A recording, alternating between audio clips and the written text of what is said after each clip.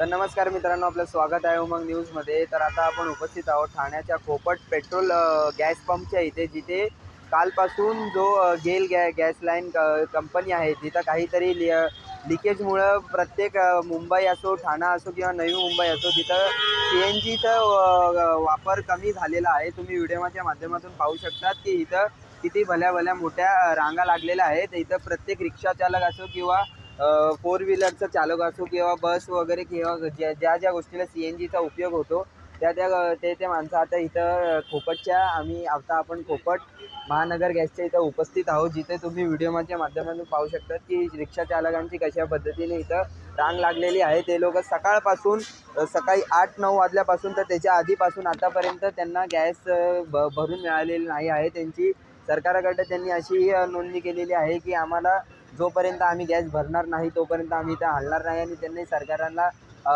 आवाज सांगितलेला आहे, आवर्जून सांगितलेला आहे की लवकरात लवकर जो गॅस लाईनचा जो प्रॉब्लेम झालेला आहे, जो लिकेजिंग झालेला आहे, तो लवकरात लवकर नीट करावा। कारण की ते लोक सकाळपासून 4-4, 5-5 तासापासून लाईनीत उभे आहेत। तुम्ही काही रिक्षामध्ये महिलाही सुद्धा बसलेल्या आहेत, ते वैतागून बसलेले आहेत। त्यांचं म्हणणं असंच आहे की जोपर्यंत आम्ही इथं गॅस आमचं CNG भरून होत नाही तोपर्यंत आम्ही काहीच करणार नाही, आम्ही तोपर्यंत तो हलणार नाही। आपल्यासोबत इथं काही महिला जुडलेल्या आहेत, आपण त्यांच्याशी संवाद साधूयात।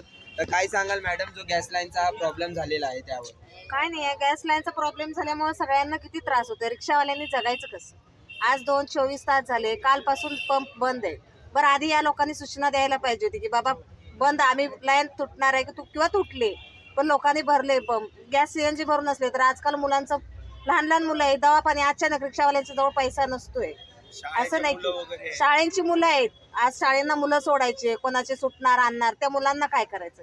किती असे प्रॉब्लेम भरपूर सॉल्व्ह होतात। असं नाही, म्हणजे मला म्हणायचं की सरकारनं एवढंच करावं की अधिकार कुठले बी सूचना द्यावे, कारण रिक्षावाले असे नाहीये, रिक्षावाल्यांच्या इतकी मजबुरी कोणाचीच नाहीये। ना रिक्षावाल्यांना बोनस भेटत, ना रिक्षावाल्यांना प्रायव्हेट फंड भेटत। त्याच्यामुळे रिक्षावाल्यांची शक्यतो करून काहीतरी सरकारनं हे करावे की हालगर्जी होऊ नये, एवढंच माझी एवढीच विनंती आहे। तर आपण बऱ्याच रिक्षावाल्यांशी संवाद साधूयात आणि त्यांच्या जे काय अडचणी आहेत त्यांचं आपण म्हणणं ऐकून घेऊयात आणि त्यांचं काय म्हणणं आहे आपल्या महाराष्ट्र सरकारला तेही ऐकून घेऊया। तर काय सांगाल मॅडम, तुम्हाला हा जो पाईपलाईनचा जो CNGचा नंतर प्रॉब्लेम झाल्यामुळे तुम्हाला कशा पद्धतीने ते सगळं फेस करावं लागतं? भरपूर फेस करावं लागतं। 11 पासून इथं उभे आहेत आम्ही, भुके पैसे सगळे भाऊ माझे उभे आहेत। पण कळायला पाहिजे ना गव्हर्नमेंटला, तुम्हाला असा प्रॉब्लेम झाला तर पहिलेच मेसेज म्हणजे न्यूजमध्ये दाखवायचं की बाबा झाला आहे, ज्यांचा 1-2 पंप तरी चालू ठेवा तुम्ही। हे पण नाही, आम्हाला त्रास आमचा काय नाही, हे नंतर पब्लिकला त्रास होणार आहे, कारण सगळ्या लाईनीत गाड्या राहणार, मग पब्लिक त्याच्यावरनं पण शिव्या देते रिक्षावाल्याला। सगळे टार्गेट गव्हर्नमेंट असू द्या कोणी असू द्या, फक्त रिक्षावाले टार्गेट बनतात, बाकी कोणी नाही बनत। गव्हर्नमेंटचा टार्गेट बनतच नाही, फक्त रिक्षावाले। अरे लाईन सकाळपासून आता MEC वाल्यांना किती वेळा त्या दादांनी फोन केला, काम चालू। अरे तुमचं 11-10 पासून काम चालू आहे, आता किती वाजले? 2:30 वाजले। सगळ्या कोणाला पाणी सकाळपासून, कोणी 7 पासून, कोणी 4 पासून लाईन लावून उभे आहेत, इथं उभे आहेत। ते किती तास उभे राहतील? अरे तुम्ही पहिले यांचं काम करा ना, नंतर बाकीच्यांचं करा। पहिले CNG वाल्यांचं काम करून द्या तर बाकीचे बिचारे जातील। आमचा पोटा कमवू तर खाऊ आम्ही, आमच्या रिक्षावाल्यांचं असं आहे काही नाही ना की आमच्या पोटल्या ठेवलेल्या आहेत आणि आम्ही रिक्षा इथं 24 तास उभं राहू शकतो आणि मग जाऊ शकतो। आम्ही CNG भरणार, गाडी चालवणार, तेव्हा आमचे पोटं भरतील। जरा BMC वाले यांना पण कळायला पाहिजे, यांचं पहिलं काम करून द्या, नंतर बाकीचं काय। महानगर काय, महानगरातच महानगर आहे काय। MECB वाल्यांना पण बोलून फायदा नाही, MECB वाल्यांना गव्हर्नमेंटचा मिळतो पगार, आम्हाला नाही मिळत। आम्ही गॅस भरेल तेव्हा आमच्या गाड्या चालतील, ते तर कळायला पाहिजे की बाबा नाही प्रॉब्लेम एवढे लाईन लागले तर यांचं पहिलं काम करायला पाहिजे ना, लाईटचं, CNG वाल्यांचं, नंतर बाकीच्यांचं तुम्ही काम करा ना। टाइम किती? आज 3 तास कसले? 7 पासून लावून लावले, लाईट घेऊन आज 10:30-11 वाजल्यापासून लाईट गेली। मी स्वतः 11 वाजेपासून लाईन लावून उभी इथं, किती आम्ही उभे राहणार? अरे आम्हाला पण पोट येते, जर तुम्हाला तर गव्हर्नमेंट देतो, आम्हाला गव्हर्नमेंट देत नाही ना. विचार करा रिक्षावाल्यांचा जरा. खाली आपल्या पोटा नका भरू. कालपासून आहे प्रॉब्लेम, कालपासून आहे. आतापर्यंत 24 तास होऊन उलटले तरी सरकारला किंवा त्या महानगर असेल त्यांना हा पोल भेटला नाही. लाजिरवाची गोष्ट आहे की एवढा मोठा महाराष्ट्रामध्ये, आपला महाराष्ट्र सगळ्या जगाला जागा करणारा महाराष्ट्राने, या महाराष्ट्रामध्ये एवढंसा प्रॉब्लेम सॉल्व्ह होऊ शकत नाही. अक्षरशः खरं म्हणजे काय बोलण्यासारखं काय शब्दच नाही राहिला. एवढा मोठा महाराष्ट्र आणि एवढंसा सॉल्व्ह होऊ शकत नाही. विचार करण्यासारखी गोष्ट आहे. आज मला सांगा, गेल्या काल 12 वाजल्यापासून आज 12-24 तास होऊन सुद्धा आज जवळजवळ करोड रुपयाचा रिक्षावाल्याचं नुकसान झालेलं. आज रिक्षाला कोण भरून देणार आहे? आज 1-2 दिवसाचे पगार रिक्षावाले देतात. सगळं बँकेवरही घरी येतात, पाठाण वगैरे सगळे घरी येतात. त्यांना उत्तरं कोण देणार? आज मला सांगा, आमचं जीवन सगळं गॅसवर आहे. गॅस समजा एक दिवस रिक्षा नाही चालवली तर जवळजवळ आमचं खरं म्हणजे आम्हाला बाहेर पडण्यासारखं हेच नसतं. घरातून बाहेर पडण्यामध्ये आमचं जीवनमध्ये रिक्षाच आहे. आणि प्रत्येक रिक्षावाल्यांचं त्या CNGवरच आमचं सगळं चालतं. आणि CNG जवळजवळ 24 तास उलट होत नाही. यांनी सरकारने याच्यावर काही ताबडतोब तोडगा काढले पाहिजे होता. अजून त्याच्यावर तोडगाच निघाला नाही. आता आम्हाला अजून माहीत पण नाही किती वेळ लागेल, किती दिवस लागतील. तर मग याच्यावरून सामान्य माणसाने करायचं काय, हा प्रश्न सगळ्यांना उद्भवतो आहे. आज मला सांगा, काही जण काय झोपले नाहीत, काही जण जवळजवळ 8-8 तास इथंच आहे लाईनीमध्ये उभे. मग त्या सांगायचा उद्देश एवढाच की त्या सरकारने याच्यावर काम करून द्यावं, लवकर सॉल्व्ह झाला पाहिजे हा प्रश्न. छोटासा चिल्लर आपण चिल्लरच बोलू शकतो. चिल्लर प्रॉब्लेम आहे. चिल्लरचा प्रॉब्लेम जर सॉल्व्ह होत नाही तर फायदा काय? महाराष्ट्रात फायदा काय? आज महाराष्ट्रात जगाला ज्ञान देते आणि महाराष्ट्रात अशा गोष्टी घडल्या तर पुढे कसं जीवन लागणार? ह्याच्यावरून असं चिंता होतं की महाराष्ट्राचं महाराष्ट्राला खरं म्हणजे कमी लेखनाचा हा सगळा पडयंत्र वस्तूचा असं एक गृहीत धरू शकतो. कारण की आम्ही की जेवढे आहेत की सगळं जेवढे सांगा ना, चालन मारते इकडे बघा, इकडे लाईन लावली ते काय झालं ते बोलू. आता काय करता सांगा. इथं हे बघा, इकडे एवढी लाईन लागली, मध्ये मारतात, दुसऱ्यांना मारतात. त्याच्यामध्ये काय? जरा करा, काय तर करा देशासाठी. ये काय माती झाली. सुबह से लाइन लगा के जिसके घर पे प्रॉब्लम हो, छोटे बच्चे हो, हॉस्पिटल में कोई हो, किसी को जाना है, कोई काम नहीं हो रहा है. और ये लाइट बंद किए थे, 4-4 घंटा लाइट गया हुआ है. ऐसा रहेगा तो लाइन में कैसा काम चलेगा? थोड़ा सा काम करने के लिए सॉल्व नहीं कर पाते हैं लोग लाइट का. तुमको ये लाइन बंद करने का जरूरत है, महानगर का तो काम करके दो ना उसको, ताकि दूसरे का समस्या खत्म हो. 4-4 घंटा लाइन में रह के बैठ के मतलब क्या करेगा आदमी? घर का किसी कोई काम नहीं, कोई बच्चे को छोड़ा, किसी की तबीयत खराब है, कोई बुजुर्ग आदमी घर पे कैसे देखेगा, क्या करेगा? रिक्शा चलाएगा नहीं तो खर्चा कहाँ से देगा? दवाई कहाँ से करेगा? बच्चों को कहाँ से खिलाएगा? 6-6 घंटा 8-8 घंटा लाइन में खड़े रहने ये कोई समस्या है क्या? ऐसा नहीं करने का काम. अभी पूछा है तो बोले कि अभी टाइम लगेगा. अरे कितना टाइम, कुछ तो बोलो, क्या प्रॉब्लेम हुआ है? तुम्हाला एक खरं सांगतो मी, हा जो रिक्षेवाला वर्ग आहे ना आमचा, हा आमचा एकदम ग्राउंड लेवलचा वर्ग आहे. आम्ही कमवतो तेव्हा खातो. खोटं बोलायचं सगळ्यांना माहिती आहे. प्रत्येक जण कर्ज फेडतोय. पण ज्या वेळेला कोरोना होता ना, कोरोना, हे सगळी लोक जी मोठी आहेत ना, आत्ता जे कंप्लेंट करतात ती, हे ट्रॅफिक ते फक्त TV बघत होते आणि रिक्षेवालाच रोडवर होता. रिक्षेवाला त्याला जबाबदारी घेऊन रोडवर होता. आम्ही रोडवर होतो. पोलिसांचं सर्टिफिकेट, याला पेशंटला सोड, त्याला सोड, ह्याला सोड. रक्त दिलेलं आहे आम्ही कोरोनामध्ये. बोलत नाही, ॲम्ब्युलन्स पण येत नव्हती, पण रिक्षेवाला पोहोचत होता. हा रिक्षेवाला जो आज जी सेवा करू ना ठाणेकरांची, तिघे साहेब बोललेले मला अजून आठवतं. अरे रिक्षेवाला ठाणेकरांची सेवा करतोयस, चांगली गोष्ट आहे तुझी. मग आणि लगेच त्याला पिक्चरमध्ये तुम्ही बघितलं असेल, सही करून दिली. मग त्यांनी विचारलं काय, मग शाळेचं नाव नाही. अरे तू कुठले टाकला, सेवा करतोस ना ठाणेकरांची. आणि हे जे रिक्षेवाले आहेत ना, ही सेवा करतात. आम्हाला माहिती आहे काय दुःख आहे ते. खरंच तुम्हाला सांगतो, आम्ही काही कमवत नाही आहे. जे कमवतोय ते कर्जच फेडतोय. बरोबर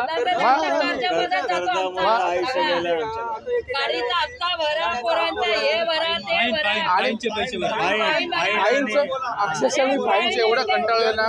ताई बोलली, ताई मगाशीच बोलली. माझं तर असं म्हणणं आहे की जेवढे पण रिक्षावाले आहेत सगळ्यांचं सरसकट कर्ज माफ करा. सगळ्यांचं कर्ज माफ करा. दुसरा आमच्याकडे ऑप्शनच नाही. आता फायनान्सवाले एवढे त्रास देतात ना, हिशोबाचे बाहेर त्रास देतात. मी सरकारला एवढंच विनंती करेन, जेवढं पण असते सगळ्यांचं कर्ज माफ करून टाका. आणि बँकेवाला जेवढ्या नोटीस सगळ्यांना, सगळ्या 101च्या कायद्याकडे जेवढे येतात बँका, त्यांना सगळ्यांना तिथं मोर्चातून तसं हे केलं पाहिजे. सगळ्या बँकेवर नोटिसा काढल्या पाहिजे. एका पण बँकेने 101च्या कायद्याखाली, मी तर सांगतो, आवाहन करतो सगळ्यांना, पुऱ्या रिक्षाला आवाहन करतो, 101च्या कायद्याखाली कोणी पण हप्ता भरू नका. एका पण पटपटीचा आणि कुठल्या बँकेत हप्ता भरू नका, एवढं आवाहन करतो मी सगळ्यांना. 101च्या कायद्यामध्ये काय, 101च्या कायद्यामध्ये ना न्यायालयीन डिग्री नेमे, आणि 101च्या कायद्याखाली हे लोक सगळ्या सामान्याला, जनतेला लुटतात. 101च्या न्यायालयीन डिग्री नसून सुद्धा, आणि वसुलीचे अधिकारी आणि उपनिबंधकाच्या जीवावर हे बँकावाले घरावर जप्ती आणतात आणि सगळ्या रिक्षा जप्ती करतात. याने ॲक्च्युली तसं बघायला गेलं ना, यांना ह्या कायदा ज्यांना ॲक्च्युली 101च्या कायदा हा मोडीत आणला पाहिजे. आणि 101च्या कायद्यामुळे 101च्या उपनिबंधक सरकारी आहे. उपनिबंधक 101च्या कायद्याखाली आतापर्यंत हजारो जणांना बेघर केलं, हजारो जणांना आत्महत्या केल्या, हजारो जणांना प्रवृत्त केलंय, आणि हजारो जणांचं घर उद्ध्वस्त 101च्या कायद्याखाली. मी बोलतो हा 101चा कायदा रद्द झाला पाहिजे. आणि जेवढ्या पण बँका आहेत, फायनान्स असू द्या, बँका असू द्या, आणि पटपडी असू द्या, एका पण बँकेची नोटीस कोणाच्या घरी आल्या नाही पाहिजे. आणि जामीनदार जो राहील आणि त्याच्या पगार डिटेक्शन झालं नाही पाहिजे. आता मला सांगा, आम्ही एवढं बघतो, मला सांगा आमच्यावर लक्ष द्यायला कोण आहे का? कोण सरकार आहे का? कोण आहे? कोणच आमच्यावर द्यायला. मग मला सांगा, आम्ही कशाला कर्ज भरायला पाहिजे? कर्ज सगळ्यांचं माफ करून टाकू. जेवढं असेल ना, मी सगळ्यांना आव्हान करतो, सगळ्या रिक्षावाल्यांना, की आपण एक युनियन करू आणि एक ह्याच्यावर लढा करू. आपण पुन्हा कुठलीही फाईन असू द्या, ऑटोची फाईन असू द्या, ट्रॅफिक असू, सगळ्यांची फाईन असू द्या, ह्याचे एक लढू आणि सगळ्यांना न्याय द्यायला आम्ही प्रयत्न करू. आणि मेन म्हणजे सगळ्यांचं कर्ज झालंच पाहिजे, 100% झालं पाहिजे. आणि मी सांगतो, कोणी पटपडीवाला आणायला खरंच त्याला जरूर जोडला पाहिजे. त्यांना पटपडीवाला कोणी उपनिबंधक वसुली अधिकारी असला तरी त्यांना जोडलं पाहिजे. की 101च्या कायद्याखाली की कोणालाही अधिकार नाही, कोणाचा सरकारचं, हे सरकार एकच आहे. अन्न वस्त्र निवारा हे सरकारचं काम आहे. प्रत्येकाला पोट आहे आणि प्रत्येकाला स्वातंत्र्य आहे. त्यामुळे कोणीही सरकारला कोणाचा बेघर करू शकत नाही. कोणाचं रिक्षा पण कुठलाही सरकारी असू दे, कोणी याचा रिक्षाचा रोजगार कोणी सोडू शकत नाही. या मॅडम बोलल्या, आता माझे 4.5 लाखाचं हे जप्त फाईन, जप्तीनं सरकारला कोणालाही अधिकार नाही. आता मुख्यमंत्र्याला किंवा पंतप्रधानाला पण अधिकार नाही तो, की त्यांचं घर उद्ध्वस्त करायला.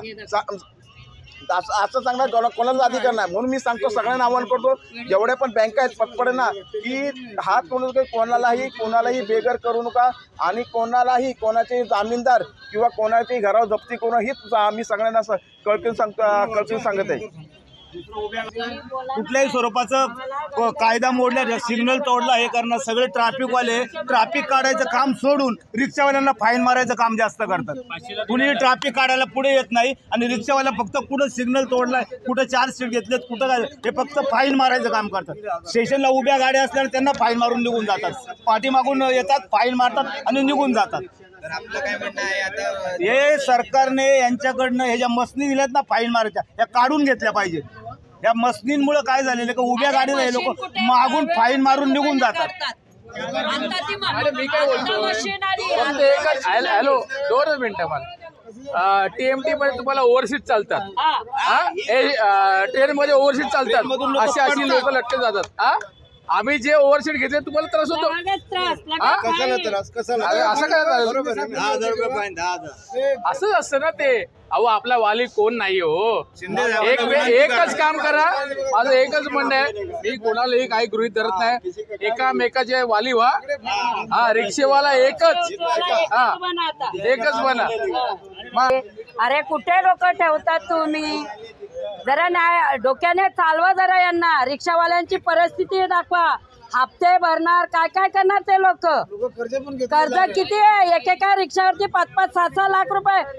शिक्षणामुळे ते लोक, पोरांच्या शिक्षणामुळे आज 5-5, 6-6 लाख, 10-10 लाख रुपये कर्ज एक रिक्षावाल्यावर. रिक्षाचा हप्ता, पोरांचा हप्ता, ते कर्ज घेतलं ते फेडणार. आई बापांना औषधं बघणार, काय करणार ते लोक? अरे बाटला पासिंग, हे पासिंग, ते 500 पासिंगचे किती वाढवले पैसे. मीटरचा 1 दिवस लेट झाला तर तो फाईन बसवणार. हे काय कुठे तुम्ही चाललेत? जरा ध्यान घ्या, रिक्षांवरती ध्यान द्या जरा. अरे तुम्ही रिक्षावरतीच मुख्यमंत्री बनलेत, रिक्षावालेच आहे तुम्ही मुख्यमंत्री. आम्ही पण रिक्षावालेच आहेत, हे पण लक्षात ठेवा.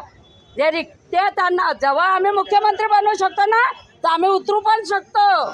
रिक्षावाले काय करू शकता? रिक्षावाल्यांमध्ये काय ताकद आहे तुम्ही विसरू नका. ये सर्व रिक्षावाल्यांकडून हात जोडून विनंती आहे की रिक्षांवरती असणारी सर्व फाईन संपूर्ण कॅन्सल झाली पाहिजे. केला होता ते पण आहे बघा, हे पण आमच्याकडे प्रूफ आहे. ते काय बोले, सगळ्या रिक्षावाल्यांचं आम्ही मीटिंग घेतो, सगळ्यांची किती फाईन आहे, आम्ही सगळ्यांची रिक्षावाल्यांची फाईन माफ करतो. आणि ती 1500 फाईन लागली, ती 200, 250, 300 करतो करून. ही फाईन आम्हाला 200, 250 ठीक आहे. आम्ही नाही बोलत की रिक्षावाले चुकत नाही, आम्ही पण चुकतो, नाही बोलत नाही, रिक्षावाले पण चुकतात. अरे पण 1500 लिमिट ठेवा जरा. 1500 आम्ही कमवत नाही दिवसभर. त्या 1500 मध्ये 300चा गॅस जातो, 200 पोरांच्या फीला ठेवा लागतो, आई वडिलांच्या औषधांना 200 रुपये ठेवा लागतो. रिक्षावाला स्वतःसाठी काही नाही, 500 रुपये हप्ता भरायचा असतो, गल्लकमध्ये टाका, महिन्याला तोड काढावा लागतो. गाडीचं काम निघतो महिन्याला, कधी दिवसाला निघतो, कधी 4 दिवसाने निघतो गाडीचा काम. मेकॅनिकचा कोण पैसा काय मिळतं? 1500 रुपयात आम्हाला काय मिळतं? दिवसाच्या 1000 रुपयात आमची काय कमाई असते? रिक्षावाल्यांची काय असते? तुम्हाला तर तुमचा मिळून जातो, गव्हर्नमेंट कडनं तुम्हाला पेमेंट येतो. हा बिल्डर देणार, तो बिल्डर देणार, तो बिल्डर देणार. पण आमचं काय रिक्षावाल्यांचं? आम्हाला कोण देतो? पोटाला चिमट्या घालून आम्ही पोरांना शिकवतो का? तर आम्ही रिक्षा चालवतो, आमचे पोरं नको रिक्षा चालवायला. शेवटी काय होतं, एवढं शिक्षण करून पोरांना काय मिळतं? रिक्षा चालवायला लागते, कारण जॉब नाही. जॉब कराय कंपन्या कुठे, जॉब कुठे? शेवटी रिक्षा चालवावं लागते. ते पण रिक्षा 2 दिवसात पोरांनी काढली, आली फाईन 1500, आली फाईन 3000. अरे काय तुम्ही माणसं आहेत का जनावर आहेत? रिक्षावाल्यांना जरा द्या, त्यांना जरा अक्कल द्या. रिक्षावाल्यांना पण माणसं समजा, काय मिळतं त्यांना. ते दिवसभर कमवतात, त्यांचा हिशोब घ्या. किती उरतात तुमच्याकडे संध्याकाळपर्यंत? किती 10 रुपये उरतात का 20 रुपये उरतात का 200 रुपये उरतात? ते हिशोब घ्या बोल ना रिक्षावाल्यांकडनं. सगळा हिशोब काढून त्यांच्याकडे फक्त 10 किंवा 20 रुपये उरतो भाजीपाल्याला, तो पण काय त्यांचं आयुष्य त्यांनाच माहिती आहे. विचार करतो, विचार. वडापाव खायला पण विचार करावा लागतो, कारण आता वडापाव 20 रुपये झाला. आपण खाल्लं तर आपल्या पोरांना कोण देणार आहे? कर्ज भरणार कर्ज असतो, पटपटीला एक कर्ज माफ करत नाही. लॉकडाऊन सुद्धा एक कर्ज माफ केला नाही. एक कर्ज मला कोणाला सांगा कुठला रिक्षावाले कर्ज माफ केला त्याने. आम्हाला दिवसभर आम्ही कसा करतो, रात्री कुठे पण जातो रिक्षा घेऊन, कोण बेवडा शेवडा मिळतो, आम्हाला कधी पैसे पण देत नाही, तरी आम्ही काय बोलत नाही. आम्ही कोणाकडे तक्रार घेऊन जायचा? एवढं आम्ही 5-5 तास थांबतो लाईनसाठी. पुढचं तुम्ही लाईन बघा किती.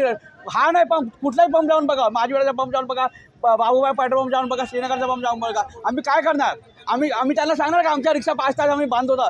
पटपिढीला कधी कर्ज करत नाही. आणि कोणाच्या रिक्षावरती 10-12% कर्ज आहे, आणि एका पोलिसवाडीचं 12,000 फाईन मारलाय. कशासाठी? फक्त ते लाईन लावला फोकससाठी, त्याच्यासाठी फाईन मारलाय. मला काय करणार? आम्ही कोणाकडे सांगायला जाणार?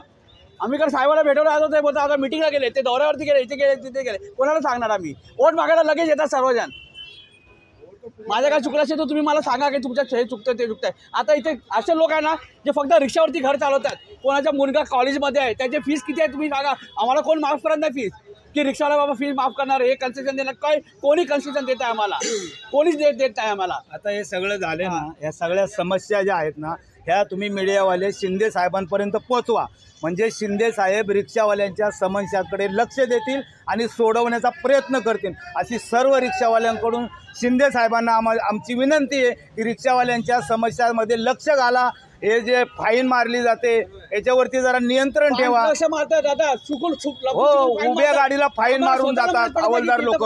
5,000 परिवहन मंत्री आमचे प्रताप सरनाईक साहेब आहेत, त्यांनी सुद्धा याच्यामध्ये लक्ष घातलं पाहिजे. रिक्षावाल्यांच्या समस्याकडे या दोन्ही माणसांनी लक्ष घालून त्यांना याच्यातून सोडवलं पाहिजे. अशी आमची सर्व रिक्षावाल्यांतर्फे सरनाईक साहेबांना आणि शिंदे साहेबांना नम्र विनंती आहे. आणि मीडियावाल्यांनी हा व्हिडिओ शिंदे साहेब, सरनाईक साहेब आणि सरकारपर्यंत पोहोचवणं ही तुमची जबाबदारी आहे आणि ही तुम्ही जबाबदारी पार पाडा. म्हणजे शिंदे साहेब, सरनाईक साहेब आमच्या समस्यांमध्ये लक्ष घालतील आणि रिक्षावाल्यांसाठी काहीतरी निर्णय घेतील, काहीतरी चांगलं करतील अशी आम्हाला आशा आहे. तरी सर्व रिक्षावाल्यांतर्फे शिंदे साहेबांचं, सरनाईक साहेबांचं जर आमच्या समस्या सोडवल्या तर हार्दिक अभिनंदन, 10 वेळा हार्दिक अभिनंदन. जय हिंद, जय महाराष्ट्र. तर आता आपण पाहिलंच असेल की इथं जे सकाळपासून रिक्षा चालक CNG भरण्यासाठी, गॅस रिफिल करण्यासाठी ते लोक सकाळपासून त्यांनी इथं लाईनी लावलेल्या आहेत. प्रत्येक रिक्षावाला इथं सकाळी 7 वाजल्यापासून तर पहाटे 4 वाजल्यापासून इथं गॅस भरण्यासाठी इथं लाईनीमध्ये उभ्या आहेत. पण आत्तापर्यंत त्यांना गॅस भरून मिळालेला आहे. त्यांचं असं म्हणणं आहे की सरकारला की लवकरात लवकर जे आमच्या अडचणी आहेत, जो गॅस लाईनचा जो प्रॉब्लेम झालेला आहे, तो लवकरात लवकर नीट करावा, कारण की त्यांना होणारा त्रास त्यांना तो सहन होत नाही आहे. आणि त्यांनी आपल्या महाराष्ट्राचे उपमुख्यमंत्री आणि महाराष्ट्र राज्याचे परिवहन मंत्री एकनाथ शिंदे साहेब आणि प्रताप सरनाईक यांना विनंती केलेली आहे की लवकरात लवकर रिक्षावाल्यांचे जे मुद्दे आहेत, जे म्हणणं आहे ते लवकरात लवकर त्यांनी सॉल्व्ह करावा. त्यांचं असं म्हणणं आहे. त्यांनी असं सांगितलेलं आहे की आपण सुद्धा रिक्षा चालक आहोत, तर आपण आपल्या भावाला आणि आपण आपल्या भावाला चांगल्या पद्धतीने ओळखतो. त्यांचं असं म्हणणं आहे की त्यांनी विनंती केलेली आहे की रिक्षा चालक म्हणून आम्ही तुमच्याकडे विनंती करतोय की लवकरात लवकर आमचा जो रिक्षावाल्यांचा प्रॉब्लेम आहे, आमचं जे काही कर्जमाफी आहे ते सगळं आम्हाला सर्व हे माफ करून टाकावं, त्यांचं असं म्हणणं आहे. तर अशाच अपडेटसाठी तुम्ही पाहत राहा उमंग न्यूज. मी गौरव गागडे, कॅमेरामॅन श्रुती सिंग सोबत.